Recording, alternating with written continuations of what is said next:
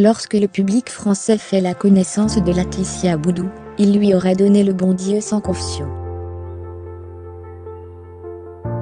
Cette blondinette, les anglaises aux reflets acajou, des taches de rousseur parsemées sur le visage, avait tout juste 21 ans, lorsqu'elle dit oui à Johnny Hallyday.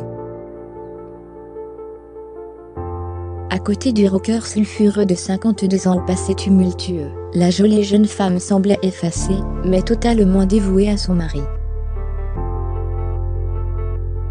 Si la fraîcheur tombe sur ses épaules, elle apporte le pull qui réchauffe, explique Loeb dans un article, ce lundi 19 mars.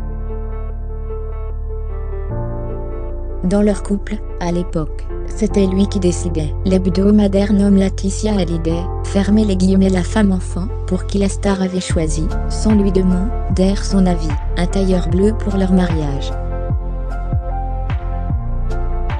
Puis de résumer en une phrase, une incroyable goujaterie. À la cérémonie, il avait aussi oublié d'inviter ses amis à elle. Avec le temps, les épreuves aux côtés de son homme, Laetitia Hallyday a fini par avoir le cuir épais. La jeune femme aux airs candides s'est muée en une redoutable femme d'affaires, toujours aussi dévouée auprès de Johnny Hallyday, mais prête à sortir les griffes pour sa famille.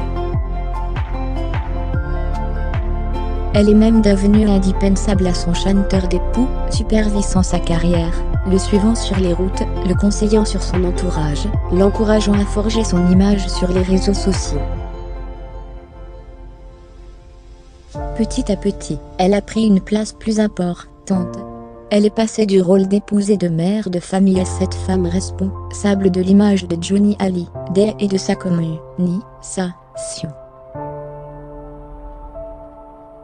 Elle était devenue la gardienne du temple, a expliqué Frédéric Quinault, auteur de Johnny, la vie de rock, auprès de RTL. Fermez les guillemets, c'est Rambo déguisé en BARBIE, a résumé de son côté Jean-Pierre Pascalini, journaliste spécialisé au magazine Platine, dans une interview au JDD. En 2009, les graves ennuis de santé du taulier constituent un tournant. Fermez les guillemets, il avait perdu 25 kg, son âme était cabossée, il était fragile, avait perdu sa confiance. Il est tombé en dépression. En plus de tout ça, nous nous sommes rendus compte qu'une partie de notre entourage était très toxique, que certains nous aimaient pour les mauvaises raisons. Notre vie a changé. Il y a eu des déceptions, des trahisons, des ruptures, a confié Laetitia Hallyday.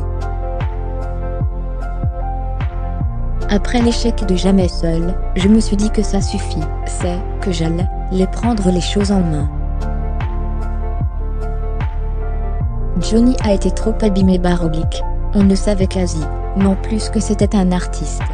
Johnny exilé fiscal, Johnny avec ses enfants, avec sa femme, Johnny en vacances, on a oublié que Johnny est une légende, un chanteur de rock, qui fait rêver les gens depuis les années 1960, et fait partie de l'histoire de France, une icône baroblique, a-t-elle souligné à nos confrères de Vanity Fair. Crédit photo, Best Image.